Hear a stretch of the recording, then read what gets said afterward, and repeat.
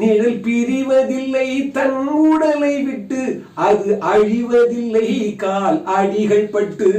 நீ நடமாடும் பாதையில் கவனம் வைத்தால், நீ நடமாடும் பாதையில் கவனம் வைத்தால், இங்கு நடப்பது நலமாய் நடந்து விடும்.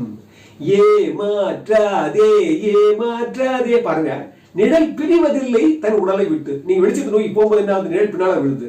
அப்புறமா பாத்தீங்கன்னா எல்லா பக்கமும் வெளிச்சு இருக்கும்போது உங்க காரிக்குள்ள நிழல் இருக்குது. நிழல் பிரியா இருக்காது.